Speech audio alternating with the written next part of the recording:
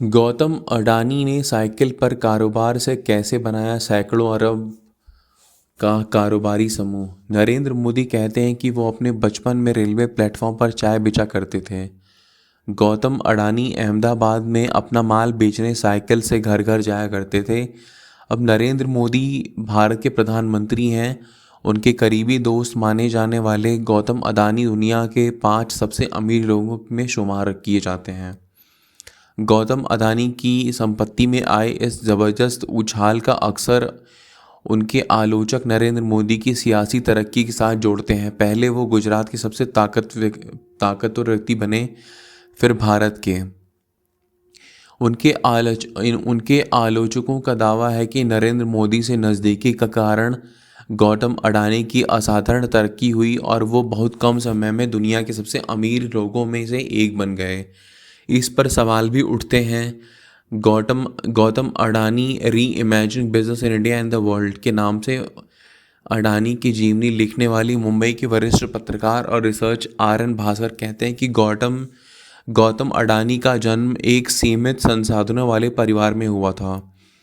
गौतम अडानी की तरक्की का ये सफ़र बहुत से लोगों के लिए प्रेरणा का स्रोत है, तो लेकिन इनके प्रगति विवादों से घिरी है। भारत के मीडिया और विपक्ष का एक तबका बार बार गौतम अडानी पर यह आरोप लगाता रहता है कि उन्होंने कारोबार चमकाने के लिए सरकार में अपने संबंधों को इस्तेमाल किया।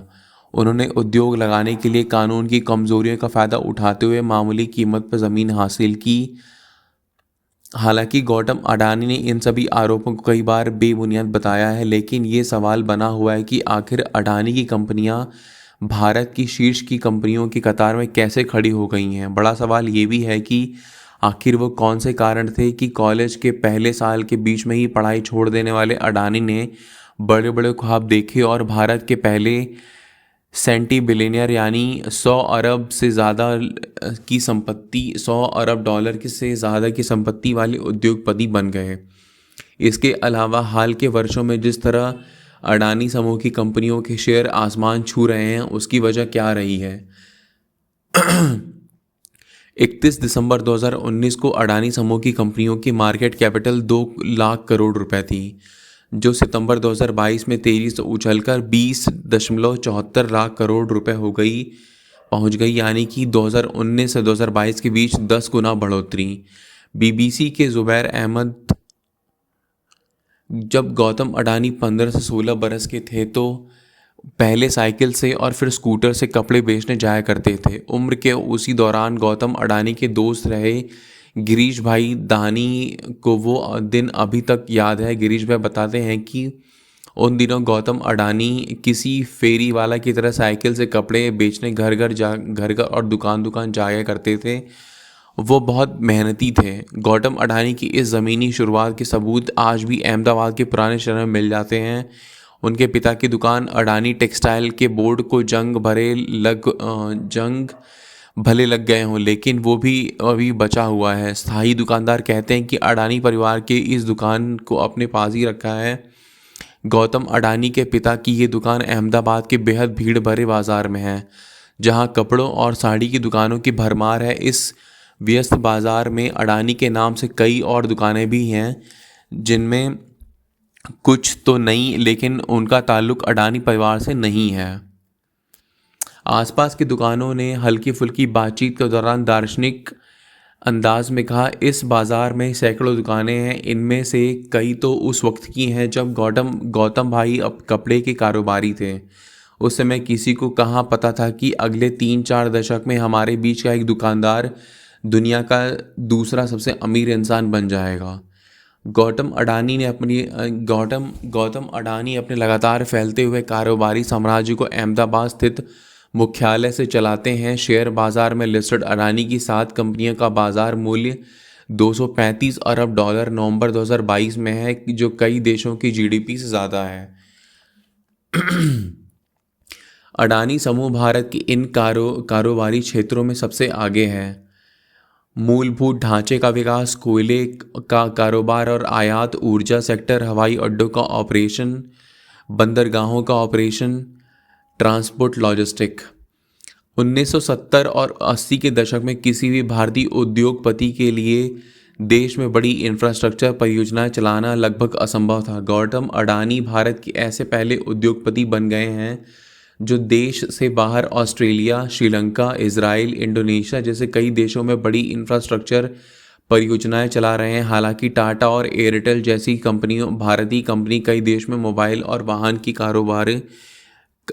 कारोबार में है, लेकिन विदेश में बुनियादी ढांचे के बड़े प्रोजेक्ट चलाने की कामयाबी अडानी समूह की हासिल है।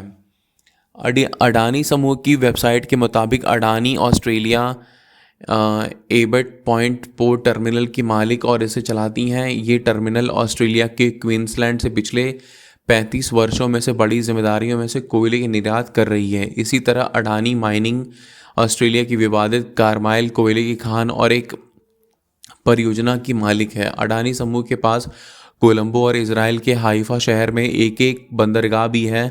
अडानी समूह के पास इंडोनेशिया में भी कोयले की खान है। इसके अलावा अडानी समूह के नवीनीकरण योग्य ऊर्जा कारोबार ने स्वच्छ ऊर्जा बनाने के लिए अरबों डॉलर की रकम खर्च करने का वादा किया है। अडानी समूह की वेबसाइट के मुताबिक वित्त वर्ष 2021 से 22 में उनका राजस्व 70,000 करोड़ रुपए था। अगर आज़ादी के बाद भारत की अर्थव्यवस्था को टाटा और बिरला ने खड़ा किया तो 21वीं सदी में अडानी और अंबानी भारत की अर्थव्यवस्था को नई ऊंचाई पर ले जा रहे हैं। अरबपति उद्योगपति मुकेश अंबानी की तुलना में गौतम अडानी अपने परिवार में पहली पीढ़ी के बिजनेसमैन हैं। इसी वजह से उनकी कामयाबी और भी खास बन जाती है। लेकिन गौतम अडानी के आलोचक कहते हैं कि उनकी ये तरक्की उनके सियासी रिश्तों की वजह से मुमकिन हो सकी है। 2 फरवरी 2022 को कांग्रेस नेता राहुल गांधी संसद में दावा किया कि अर्थव्यवस्था के संगठित क्षेत्र में एकाधिकार मोनोपोली कायम किए जा रहे हैं। किसी भी सेक्टर पर नज़र डालिए और मैं आपको 2 सबसे बड़े एकाधिकारी कारोबारियों के बारे में कुछ जानकारी देता हूँ। कोरोना की महामारी के दौरान वायरस के डेल्टा और ओमिक्रॉन जैसे वेरिएंट सामने आए थे, लेकिन हमारे भारत की लगभग पूरी की पूरी अर्थव्यवस्था के भीतर AA वेरिएंट फैल रहा था। एक इंसान का मैं नाम नहीं लूँगा, भारत के सभी बंदरगाहों पर कब्जा है, सभी हवाई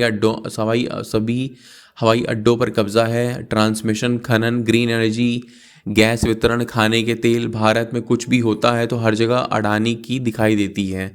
वहीं दूसरी तरफ Ambani ji petrochemical, telecom, retail, e commerce को लेकर सेक्टर में है। इन कारोबारों में उनका पूरा कब्जा है। देश की पूरी संपत्ति मुट्ठी भर लोगों के कब्जे में है। इस राजनीतिक बयान की कुछ बातें बढ़ा चढ़ाकर कही गई, लेकिन इनमें से कई दावे ज़मीनी हकीकत में मेल खाते हैं। इसमें कोई शक नहीं कि अडानी बहुत अक्लमंद है, लेकिन उन्हें जब भी सरकार की मदद दरकार होती है तो नरेंद्र मोदी उनकी भरपूर मदद करते थे।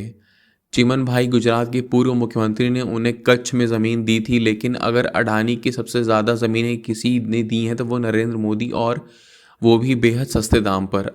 अगर मोदी प्रधानमंत्री नहीं होते तो अडानी को हवाई अड्डे और बंदरगाह कतई नहीं मिल पाते। अहमदाबाद हवाई अड्डे जो बहुत मुनाफे में चल रहा था उसे भी अडानी को दे दिया गया था। नवीन नाल गांव अडानी के मुद्रा पोर्ट और विशेष आर्थिक क्षेत्र NCD के बहुमुश्किल 3 किलोमीटर की दूरी पर है। वहां के किसान नारायण गढ़वी कहते हैं कि नवीनाल उन 19 गांवों में से एक है जो विशेष आर्थिक क्षेत्र के लिए ज़मीन अधिग्रहण से प्रभावित हुआ था। नारायण गढ़वी की सरकार से ढेर सारी शिकायतें हैं। गढ़वी बताते हैं कि लोग कहते हैं कि केंद्र सरकार या उसके मुखिया उद्योगपतियों के बहुत करीबी हैं। सच तो ये है कि वो लगातार उद्योगपतियों की मदद करते रहते हैं, उन्हें टैक्स में रियायतें देते हैं, उस सस्ते दाम पर ज़मीनें उन्हें उपलब्ध कराते हैं। ये सच है कि गौतम भाई भी उनके बहुत करीबी हैं। आप देख सकते हैं कि 2019 से 2021 के बीच कोरोना के दौरान पूरी दुनिया में खेती और उद्योग पर बुरा असर पड़ा था, कोई भी विकास नहीं हो रहा, लेकिन अडानी ने ज़बरदस्त तरक्की की। ये सच है कि ये सरकार उनकी बहुत से रियायतें देती हैं, जैसे कि हवाई अड्डे, रेल और रेलवे लाइन, लेकिन गौतम भाई भी साहसी और जोखिम लेने वाले व्यक्ति हैं। मैं सियासत में नहीं हूँ, हो सकता है कि मैं मोदी जी की अडानी की कुछ मदद करते हों, आखिर ताली तो दोनों हाथों से ही बजती है।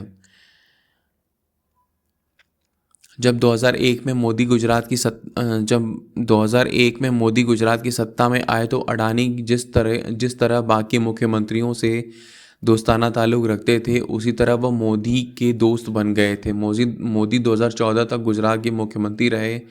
ऐसे में ज़ाहिर है दोनों के बीच नज़दीकियाँ बढ़ी ही होंगी। जब मोदी प्रधानमंत्री बन गए तो ज़ाहिर है कि अडानी से उनका परिचय तो पहले से ही था।